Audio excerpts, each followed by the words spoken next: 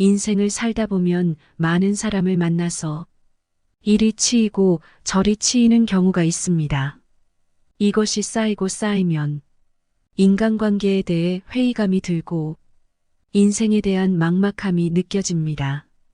그러다 보면 우리는 혼자 지내는 게 더욱 낫다는 생각이 들 때가 있는데요. 철학자 쇼펜하우어도 고독을 즐기라는 말을 하였지요.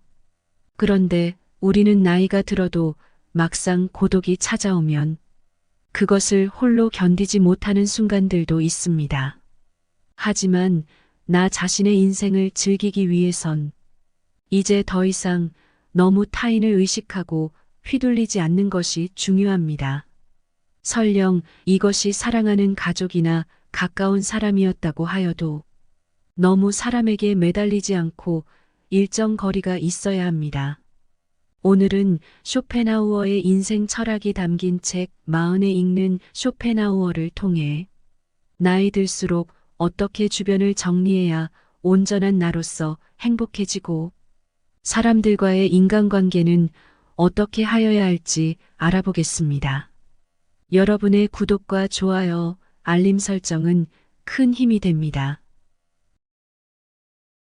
인간은 배신할 수 있는 존재다. 지나치게 타인에게 기대하지 마라. 특히 안 좋았던 관계를 회복하려고 굳이 노력해봤자 돌이키긴 힘들다. 똑똑한 사람은 용서를 하지만 현명한 사람은 무시를 한다. 사람은 혼자일 때야 비로소 온전한 자신이 된다. 인생의 무게 중심을 밖에서 안으로 옮겨라. 평생에 걸쳐 매일 매시간 그 자신 자체일 수만 있다면 더 이상 아무것도 필요할 게 없다. 인간은 자신의 타고난 탁월함에 따라 가장 적합한 것을 선택할 수 있다. 인생을 향유하는 방식은 3가지가 있다. 첫째는 재생적 즐거움이다. 먹고 마시는 일, 소화, 휴식, 수면, 욕구 등을 말한다. 둘째는 육체적 즐거움이다. 달리기나 각종 운동, 사냥 등을 말한다. 셋째는 정신적 즐거움이다. 사유, 독서, 예술, 명상, 철학 등을 말한다. 쇼펜하우어는 3가지의 즐거움을 모두 알았다. 좋은 음식을 먹었고, 건강을 챙겼고, 음악을 즐겼다. 그리고 독서와 철학을 누구보다도 중요하게 여기며 살았다. 그는 3가지 즐거움 가운데 어느 하나에 소홀하게 하지 않도록 균형을 갖췄다. 3가지 모두 중요하다고 해도 인생을 향유하는 데는 사람마다 무게 중심의 차이가 있다. 자신의 능력에 맞게 행복의 방향이 달라진다. 쇼펜하우어는 3가지로 분류한다. 첫째, 평범한 사람. 무게 중심을 바깥에 두고 만족을 추구한다. 예를 들어 소유물이나 주위 이성과 자식, 친구나 사교계 등에 의존하기 때문에 만족은 외부에 의존한다. 둘째, 정신적인 수준이 보통인 사람. 실용학문에서 즐거움을 찾기 때문에 무게 중심이 밖과 안에 걸쳐 있다. 물리학, 천문학, 역사학 등을 통해 대부분 즐거움을 얻지만 가끔 취미로 그림 연습을 하면서 불만족을 채운다. 셋째, 정신적인 능력이 탁월한 사람. 가장 고상한 향유 방식을 통해 무게 중심을 완전히 자신 안에 둔다. 사물의 존재와 본질 자체에 관심을 갖고 예술, 문화, 철학 등을 통해 자신의 견해를 만들어간다. 정신적으로 구상한 욕구가 없는 사람은 자유로운 여가, 시간의 이상적인 것에서 즐거움을 느끼지 못해 무료함에 빠져 밖으로 나간다.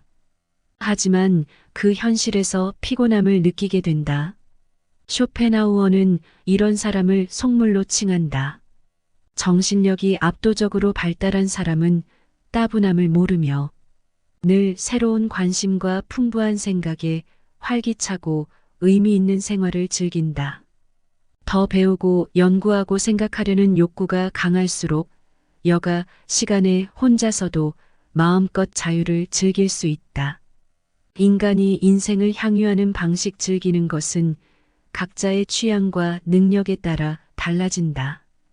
아리스토텔레스가 행복은 여가에 있다라고 말하고 소크라테스가 여가를 인간의 소유물 중에서 가장 아름다운 것이라고 칭송했다. 아리스토텔레스가 강조한 행복한 삶이란 유능함을 펼칠 수 있는 삶의 의미는 세 가지 향유 방식 가운데 아무런 방해를 받지 않고 자신의 탁월함을 발휘할 수 있는 것을 선택해야 한다는 것이다. 이것이 행복의 조건이다. 가장 행복한 삶은 철학자의 삶이다. 즉, 지적인 능력이 풍부하여 스스로 사색하면서 이 세상을 다양하게 볼 수 있는 시각을 갖춘 사람을 말한다. 최고의 행복을 주는 철학은 스스로 생각하는 힘을 키우는데 매우 중요하다. 타인에게 방해받지 마라. 누구나 자신만의 시간을 갖고 싶지만 회사에서는 다른 직원들이 말을 걸어서 일을 부탁해서 회의를 하느라 분주하다. 또한 집에 오면 집안일을 하느라 정신이 없고 가족 모임에 시간을 빼앗기게 된다. 어릴 때는 혼자 있으면 무섭고 불안했지만 나이가 들면 혼자 있는 시간이 편안하다. 20대와 30대에는 경력을 쌓고 경험을 넓히기 위해 사람들을 만나느라 정신이 없다. 그러나 40대부터는 어느 정도 여유도 있고 사회적으로 자리를 잡아서 혼자만의 시간을 보낼 기회가 생긴다. 자신이 소중하게 생각하는 것에 대한 선택과 집중이 필요할 때다. 40 이후부터는 삶의 무게 중심을 점차 밖에서 안으로 옮겨야 한다. 즉, 자신의 내면을 더 성찰하여 자기를 더 깊이 알아가야 한다. 무게 중심이 바깥에 있는 사람은 출세 승진 명예부를 추구하며 각종 모임 등에 빠져서 즐거움을 추구하지만 무게 중심이 안에 있는 사람은 혼자 있는 시간을 가지면서 개인적인 취향에 따라 예술시와 문화 철학 등을 가까이 하게 된다. 이런 정신적인 즐거움은 속물이 누릴 수 없는 것이다. 사람들과의 만남을 줄이고 늘 책을 가까이 하고 좋아하는 노래를 들으며 스스로 생각하는 힘을 키우기를 권한다. 기회가 되면 미술 전시나 연극을 찾아서 최고의 예술가가 만들어낸 작품을 감상하며 인생의 고뇌에서 벗어나는 시간도 가지면 좋다. 혼자서 산행을 하며 자신을 만나는 훈련도 해야 된다. 고독은 나의 진정한 모습을 들여다볼 수 있는 벗이다. 마음부터 어느 누구한테도 방해받지 않는 잔잔함을 스스로 찾도록 해야 할 것이다. 다른 사람들을 우리가 아니라 그들로 생각하는 것이 익숙해질 것이다. 혼자 있는 법을 익혀라.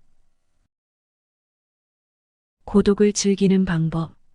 인간이 사교적으로 되는 것은 고독한 상태에 자기 자신을 견딜 능력이 없어서다.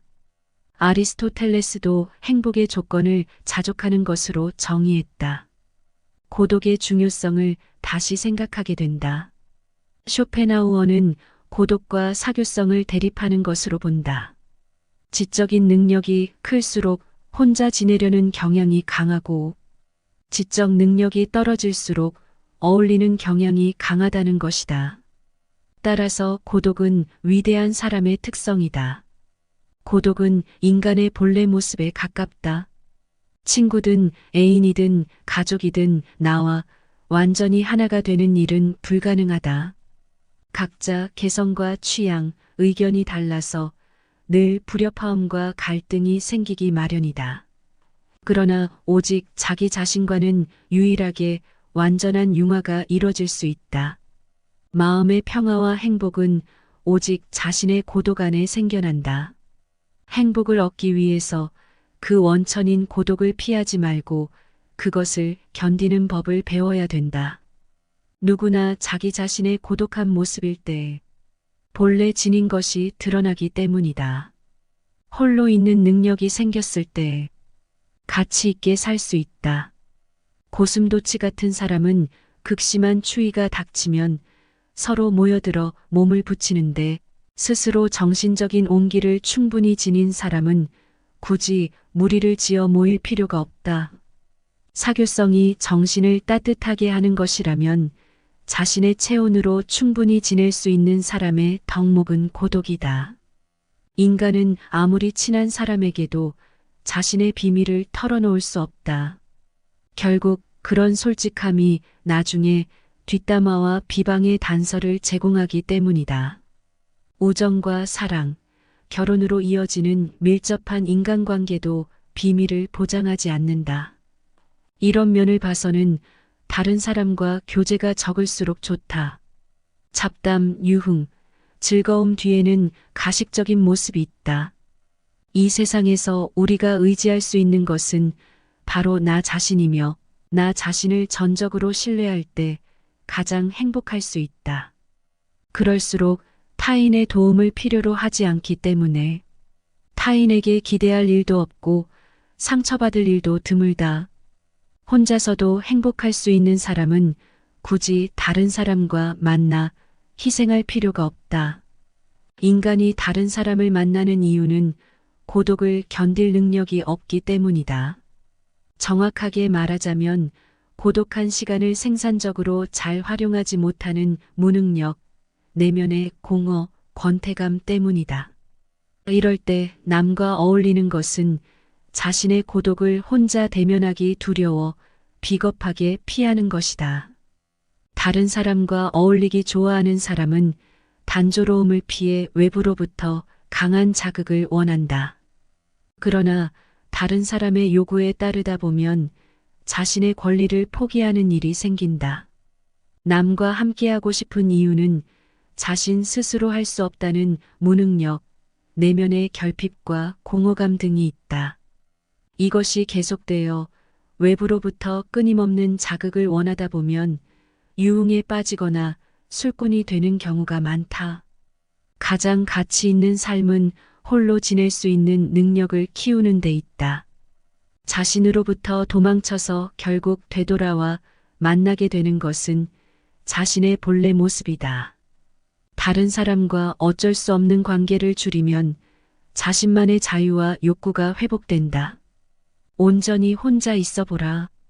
고독은 인간이 성장하는 과정에 긍정적인 효과가 있다. 인간은 홀로 설 수 있을 때 어른으로 더욱 성장했다고 할 수 있다. 아이가 젖을 떼면서 공포에서 독립하게 되듯이 고독은 각자의 자연스러운 상태가 된다. 다시 말해 고독은 인간의 본성에 맞는 본래 행복한 상태로 되돌아가게 해준다. 마음의 평정을 찾는 4가지 방법. 사람들과 어울리다 보면 여러 가지 예상치 못한 일로 상처를 받는 일이 생긴다. 시기심 질투도 겪는다. 자신도 직업과 관련된 공적인 만남뿐만 아니라 동호회나 동창회 등 사적인 모임에서 타인의 마음에 상처를 주는 시련이 많이 오고 간다. 예를 들어 돈 자랑, 자식 자랑, 집 자랑이다. 행복을 위해서는 이런 흔들림 속에서 마음의 평정을 찾는 것이 반드시 필요하다. 음식을 절제하면 몸이 건강해지니 외적인 자극의 비중을 줄여야 마음의 평정을 얻을 수 있다. 첫째, 불필요한 인간관계를 정리하라. 무엇보다 확실한 방법은 사람과의 불필요한 만남을 줄이는 것이다. 대화할 가치가 없는 사람을 만나면 마음이 상하는 일이 생길 수 있기 때문이다. 중요한 점은 타인과 비교하지 말고 질투심을 갖지 말아야 하며 자신의 자존감을 지키는 일이다. 모든 인간관계와 어울리면 오히려 따분하고 심심한 기분에 시달릴 수 있다.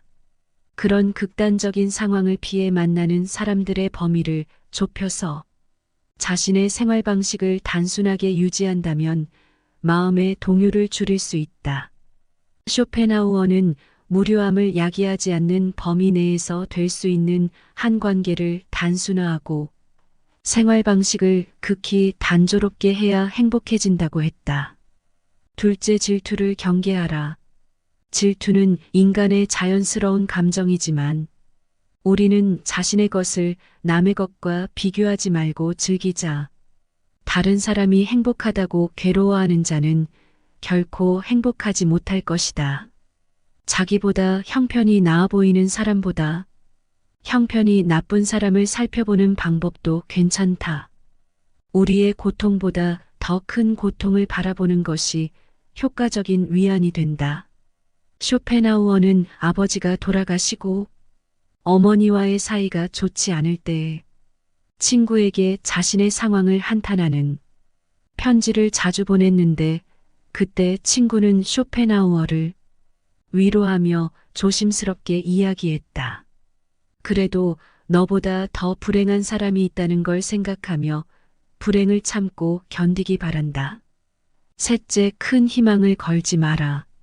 우리는 가끔 태어나지 않았더라면 더 좋았을 것이라는 후회를 한다.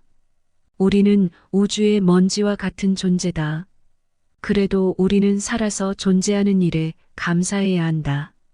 내가 이 세상에 없었더라면 이런 한탄도 할 수 없을 것이기 때문이다. 만약 꿈이 깨지고 실패를 겪어도 태어나지 않은 것보다는 나을 것이다. 쇼펜하우어는 말했다. 우리 삶은 아주 작은 점에 불과하다. 넷째, 세상에는 거짓이 많다는 점을 알아라. 이 세상에는 알맹이 없는 껍데기가 더 존경받는 일이 많다. 지식을 가르치는 학교나 종교를 알리는 단체도 모두 겉모습만 번지르한 경우가 많다. 알찬 속보다 가짜의 겉모습이 지배하는 세상에서 행복도 그런 바깥에 드러나는 모습으로 판단한다. 그러나 행복은 그런 화려한 겉모습에 있지 않다. 행복은 학교의 지식처럼 배울 수 없고 종교단체에서 경건하게 체험할 수 없다. 쇼에 나오는 행복한 사람을 대충이라도 알아보려면 즐거움보다 슬픔을 살펴야 한다고 했다. 행복의 알맹이를 알기 위해서는 어떤 것에 즐거워하는지가 아니라 어떤 일에서 고통을 느끼는지를 확인해 봐야 한다. 당신의 거리를 유지하라. 관계. 서로 견딜 수 있는 적당한 간격을 발견했다. 그것은 바로 정중함과 예의다. 쇼펜하우어는 단 한 명의 친구도 없이 혼자 지냈다. 가족도 없었고 조국도 없었다. 오직 애완견만 곁에 있었다. 쇼펜하우어는 애완견과 산책하는 일이 일상이었다. 인간은 혼자 있기를 좋아하면서도 타인과 어울리는 것도 즐긴다. 고독과 사교성은 동전의 양면이다. 쇼펜하우어는 스스로 홀로 설 수 있는 힘을 강조했다. 자족하는 삶을 살기 위해서는 타인으로부터 독립할 줄 알아야 된다는 것이다. 하지만 인간은 여러 가지 이유로 타인에 의존하며 인정받고 사랑받고 싶어하는 나약한 존재다. 그러면서도 인간은 고독의 끝에서 다른 사람과 함께하려는 욕망이 있다. 쇼펜하우어는 홀로서기와 함께하는 삶 사이의 갈등을 고슴도치의 우화를 통해 풀어낸다. 추운 날씨에 고슴도치들은 얼어 죽지 않으려고 달라붙어 하나가 되지만 그들의 가시가 서로를 찌르는 것을 느껴 떨어진다. 그러나 추위를 견디지 못해 한 덩어리가 됐다가 떨어지기를 반복하다. 결국 상대방의 가시를 견딜 수 있는 적당한 거리를 찾는다. 서로를 따뜻하게 하고 싶어 하지만 서로의 바늘 때문에 접근할 수 없었고 서로 일정한 거리를 두고 체온을 나눴다는 지혜다. 많은 수의 모임과 헤어짐을 반복한 고슴도치들은 다른 고슴도치와 최소한의 간격을 두는 것이 최고의 수단이라는 것을 발견했다.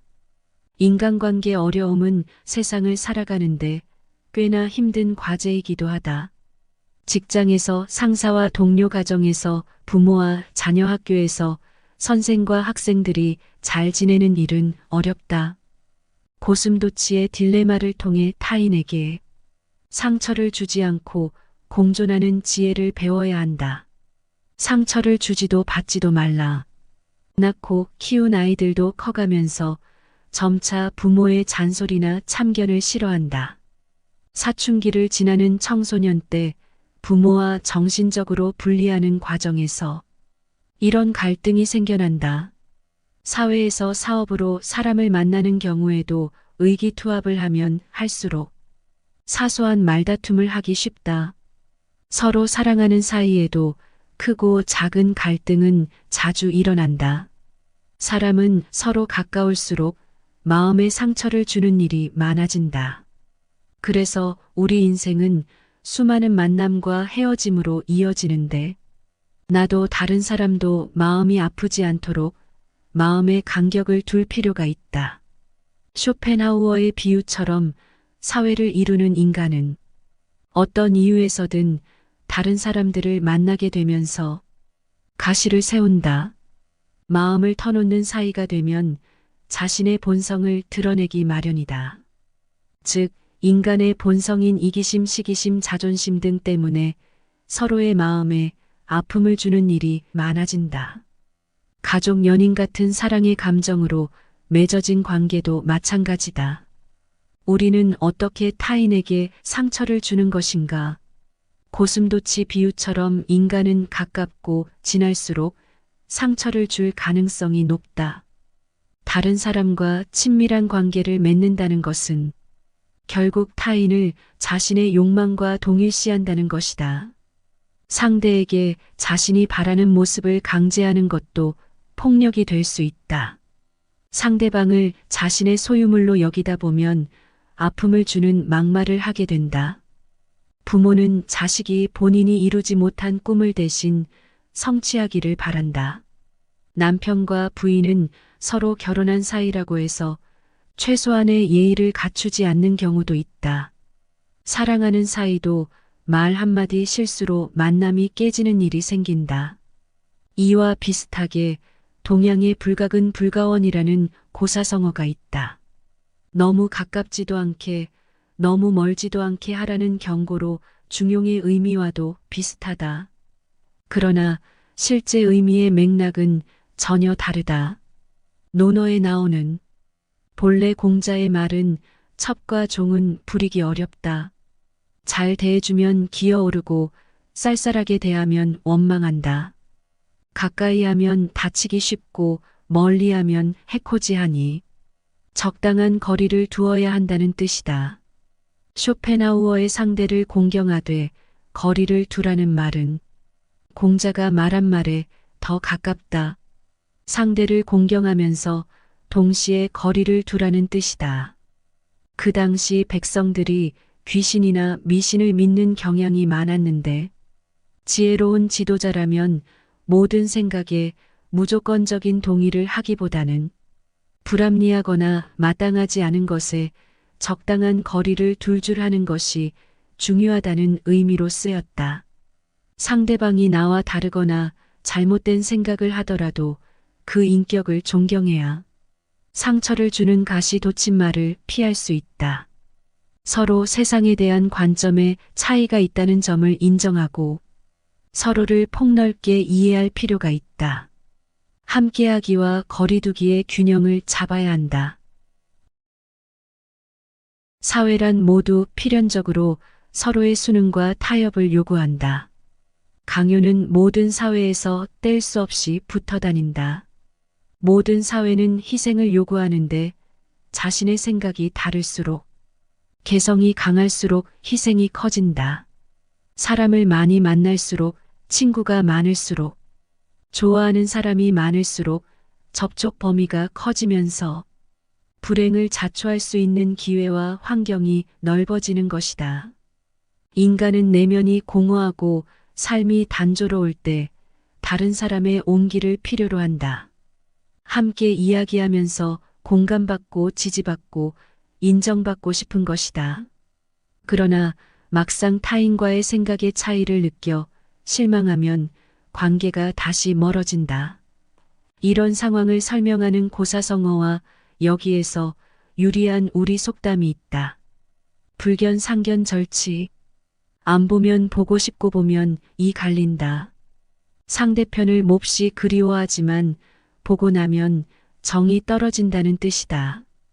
그래서 인간관계에 꼭 필요한 약간 냉랭한 거리두기를 쇼펜하우어는 정중함과 예의라고 말한다. 거리를 둘 줄 아는 현명한 사람은 비록 따뜻함의 욕망은 충분히 충족되지 않지만 가시 찔리는 최악의 상황을 피할 수 있다. 쇼펜하우어는 인간 사회를 불에 비유했다. 현명한 사람은 적절한 거리를 두고 불을 쬐지만 어리석은 자는 불에 손을 집어넣고 화상을 입고는 고독이라는 차가운 곳으로 도망쳐 불이 타고 있다고 탄식한다. 마음이 춥다고 느껴 타인의 온기를 필요하는 사람은 내면의 공허의식의 비약 정신의 빈곤 때문에 자신과 같은 부류의 사람들과 어울리려고 한다. 유유상종하며 여운과 오락을 추구하는데 처음에는 관능적 향락과 각종 즐거움을 맛보려고 하다가 결국 방탕한 생활을 쫓게 된다. 다른 사람과 어울리고 싶어하는 사교의 욕망이 생기는 것은 자신이 불행하다는 반증이다. 타인을 통해 얻는 가치는 행복의 본질이 아니다. 쇼펜하우어의 말을 기억하면 좋다. 우리의 모든 불행은 혼자 있을 수 없는 데서 생긴다. 도덕적으로 떨어지고 지적으로 우둔하여 불합리한 사람들과 접촉하면 여러 가지 위험과 해로운 일에 노출될 수 있다. 굳이 그런 사람을 만날 이유가 없다. 화상을 입을 수 있기 때문이다. 내면이 충분히 따뜻한 사람은 사회로부터 떨어져 다른 사람에게 고통이나 괴로움을 주거나 받지 않고 혼자 있기를 좋아한다. 내면은 빈곤하고 정신이 공허하면 무엇이든지 외부로부터 받아들이려고 하지만 소용없다. 많은 인간관계로 결핍을 채우려고 하지만 인간관계는 자칫 화상을 입을 수 있다. 인간이 행복하기 위해서는 홀로서기와 타인과 함께하기 사이에서 균형을 잡을 필요가 있다. 사랑하는 사람일수록 말을 아껴야 되고 마음에 못을 박는 일은 하지 않도록 조심해야 한다. 쇼펜하우어는 말했다. 예의는 현명함 속에 속하고 무게는 어리석음에 속한다. 고슴도치 우화에는 오류가 있다. 실제로 고슴도치는 상대가 찔리지 않도록 가시를 눕힌다고 한다. 다른 고슴도치가 가까이 접근할 수 있도록 배려를 할 줄 알며 체온을 유지하기 위해서 바늘이 없는 머리를 맞대며 추위를 이겨낸다고 한다. 이런 과학적 사실을 몰랐지만 우리가 타인에게 상처를 주지 않고 배려하는 마음을 고슴도치에게 배워야 할 덕목으로 본 것은 의미가 있다. 너무 지나친 사랑과 관심 또한 상처가 될 수 있으므로 약간의 무관심과 냉정함을 통한 적당한 거리두기라는 현명한 방법을 통해 서로의 온기를 적당히 보존할 수 있을 것이다. 내면이 공허하고 의식이 빈약하고 정신이 빈곤한 사람은 자신과 같은 부류의 사람들과 어울리려고 한다. 마음의 안정이 없는 행복은 있을 수 없다. 생각의 서랍 중에서 한 개를 열 때는 다른 모든 것을 닫아두어야 한다. 그래야 무겁게 짓누르는 하나의 걱정거리 때문에 현재의 사소한 즐거움을 위축시켜 마음의 평정을 잃지 않고 하나의 생각이 다른 생각을 밀어내지도 않으며 하나의 중요한 일을 걱정하느라 사소한 일들을 소홀히 하지 않는다. 건강 다음으로 우리 행복의 중요한 요소는 마음의 평정이다. 인간은 마치 돌아가는 바퀴에 묶여있는 익시온처럼 삶의 의지의 지배를 받아 끊임없이 움직인다. 불타는 수레바퀴에 매달려 돌아가고 있으니 얼마나 마음이 불안하겠는가. 마음의 안정 없이는 결코 진정한 행복이 있을 수 없기 때문에 익시온의 바퀴가 멈추도록 노력해야 한다. 쇼펜하우어가 추구하는 행복은 소극적인 입장에서 마음의 평온이다. 이것은 스토아파가 주장한 아파테이아 같다. 아파테이아는 욕구가 없는 금욕의 경지를 말한다. 정념을 없애고 조용함을 얻기 위해 마음의 동요를 최대한 줄여야 한다는 것이다. 행복하게 산다는 것은 고통을 견딘다는 것이다. 카나의 고통은 열의 쾌락과 맞먹는 힘을 가졌다. 고통의 힘이 쾌락의 힘보다 더 강하다. 쇼펜하우어에 따르면 모든 쾌락과 행복은 소극적인 성질을 띠는 반면 고통은 적극적인 성질을 띠기 때문이다. 인간은 행복은 잘 모르지만 불행은 잘 인지한다. 그래서 부와 명예를 가졌을 때는 그 가치를 모르다가 그것이 사라지면 비로소 더 소중함을 깨닫는다. 건강도 마찬가지다. 우리는 건강은 잘 느끼지 못하지만 고통은 잘 알아차린다. 몸에 작은 상처만 나도 그 통증이 신경 쓰여 불쾌해지기 마련이다. 가령 건강한 위의 상태는 느끼지 못하지만 위에 염증이 생겼을 때는 분명하게 고통을 느낀다. 충치의 고통은 느껴도 나머지 건강한 치아는 느끼지 못한다. 우리나라의 든자리는 몰라도 난자리는 안다라는 속담이 있다. 들어온 사람은 티가 안 나지만 나간 사람의 빈자리는 크다는 뜻이다. 행복도 마찬가지다. 자신이 갖고 있을 때는 모르다가 막상 잃게 되면 알게 되는 것이 진정한 행복이다. 그래서인지 인간은 행복감에 취하기보다 불행감에 더 휘둘리는 일이 많다. 당연한 것은 세상에 없다. 행복은 꿈이지만 고통은 현실이다. 쇼펜하우어의 행복론은 쾌락의 적극적인 추구가 아니라 고통의 감소 또는 결핍의 지향이라는 소극적인 입장이다. 충치가 생겼을 때는 다른 치아를 관리하기 전에 그 충치부터 치료해야 한다는 뜻이다. 행복이 소극적인 성질인 이유는 결핍을 충족한 상태이기 때문이다. 그래서 결핍을 지향하는 것 이상으로 행복할 수는 없다. 많은 장애물을 넘어선다고 해도 원래 있는 것과 같다. 반대로 고통이 적극적인 이유는 소유물이나 건강처럼 우리가 늘 당연하게 여기는 것들은 갖고 있을 때는 모르다가 잃고 나서야 그 가치를 절실하게 느끼기 때문이다. 따라서 영원히 지속하는 행복은 있을 수 없다. 다만 상실 이후의 회복으로 순간의 행복이 있을 뿐이다. 쇼펜하우어는 아리스토텔레스의 명제를 살아가는데 최고의 지혜이자 원칙으로 여겼다. 현자는 쾌락이 아니라 고통이 없는 상태를 추구한다. 이렇듯 고통의 원인을 먼저 없애는 것이 쾌락을 찾는 것보다 더 현명하다.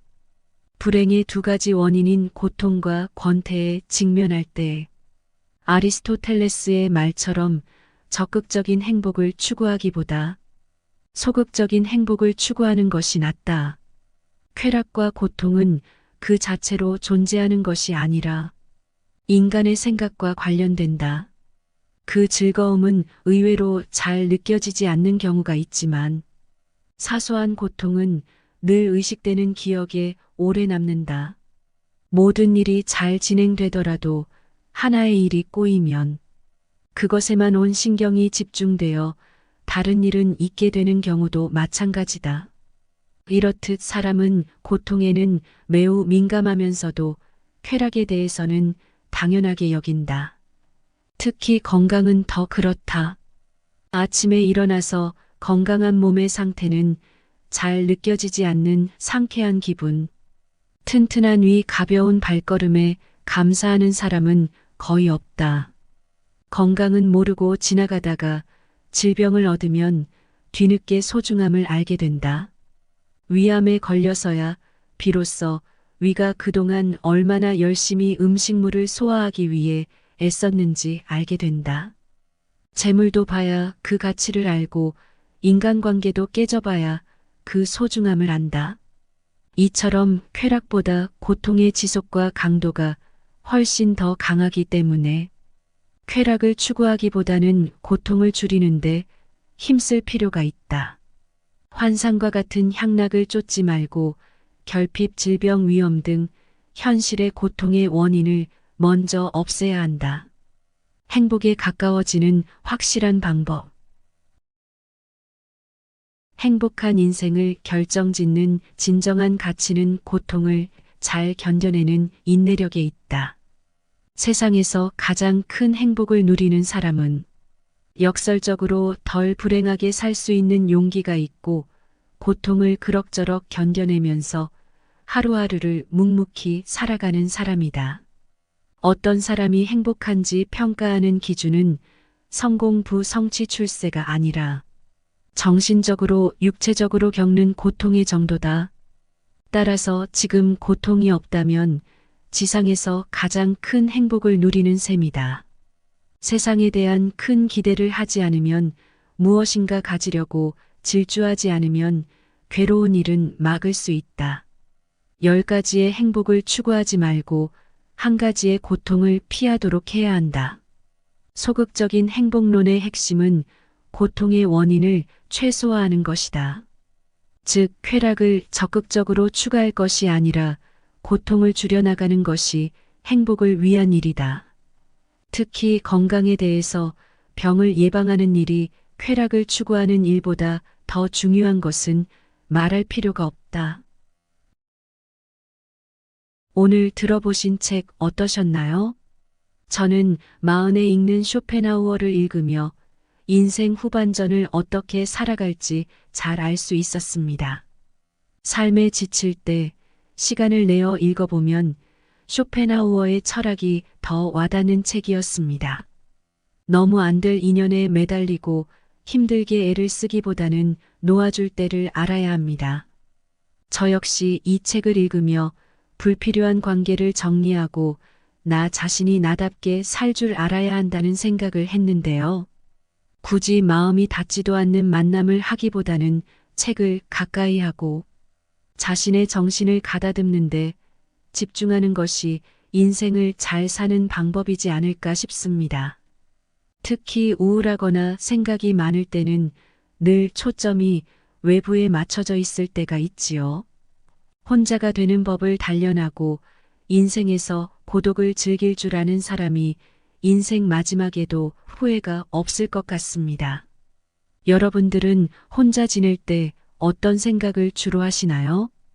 고독을 즐기는 여러분의 방법을 댓글로 남겨주시면 함께 듣는 분들에게도 더욱 도움이 될 것 같습니다. 혼자 있는 시간을 통하여 자신을 사랑할 줄 알고 평온한 시간이 되시길 바라겠습니다. 지금까지 인생길잡이였습니다. 구독과 좋아요는 큰 힘이 됩니다.